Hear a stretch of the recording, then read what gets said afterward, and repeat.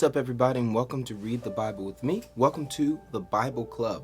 So glad that you've decided to read your Bible today. As you know, this ministry reads the Bible every single day. We've been doing it for years now, and we've just thank God that we're able to do it because we're able to send Bibles and bless people around the world with Bibles. We're able to support missionaries in mission field. So every person that comments that white flag is a supporter of the ministry, and so I'm grateful for you all, and I just don't ever want to let a day go by without saying thank you deeply and truly from the bottom of my heart. Thank you for your generous gift of $10 a month. It helps this ministry a lot, and it helps us get the gospel to people that we wouldn't be able to get it to without your donation. So thank you.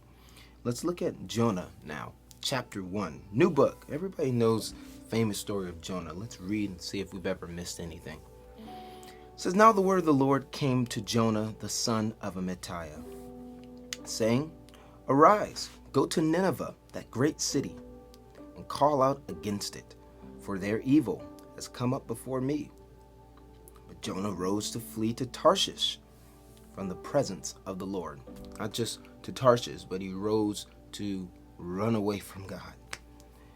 And so he went down to Joppa and found a ship going to Tarshish. So he paid the fare and went down to it to go with them to Tarshish, away from the presence of the Lord. But the Lord hurled a great wind upon the sea, and there was a mighty tempest on the sea, so that the ship threatened to break up. And then the mariners were afraid, and each cried out to his God, and they hurled the cargo that was in the ship into the sea to lighten it for them. But Jonah had gone down into the inner part of the ship, and he lay down and was fast asleep. Whenever there's a storm going on or everything's going crazy, look for the people who's relaxing. Always look for the person who's not losing it, because they know something you don't know, and get to that person. Whenever anything pops off and it's going crazy and everybody's running around with their heads cut off like chickens, and so when you see a person that isn't doing that, go to them, because they know something that you don't know.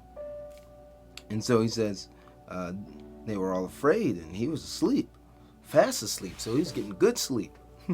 So the captain came and said to him, "What do you mean, you sleeper? Arise, call out to your God. Perhaps the God will give a thought to us that we may not perish." And they said to one another, "Come, let us cast lots, that we may know on whose account this evil has come upon us." So they cast lots, and it fell on Jonah. Then they said to him, "Tell us whose account this evil has come upon us. What is your occupation? Where do you come from? What is your country? And of what people are you?" Just asking a bunch of questions. And he said to them, "I'm a Hebrew, and I fear the Lord, the God of heaven, who made the sea and the dry land." Then the men were exceedingly afraid and said to him, "What is this that you've done?" For the men knew that he was fleeing from the presence of the Lord, because he had told them. Then they said to him, "What shall we do to you, that the sea may quiet down for us?" For the sea grew more and more tempestuous. He said to them, "Pick me up and hurl me into the sea, and then the sea will quiet down for you. For I know it is because of me that this great tempest has come upon you." Nevertheless, the men rowed hard to get back to dry land, but they could not, for the sea grew more and more tempestuous against them. So they were trying not to throw him over, because they felt some kind of way about it. It's hard to throw a human into the sea when you see that. Hard for some people. Most people. Therefore, verse 14, they called out to the Lord, "O Lord, let us not perish for this man's life. Lay not on us innocent blood, for you, O Lord, have done as it pleased you." So they're saying, we don't want to kill this innocent man. We don't know if this is...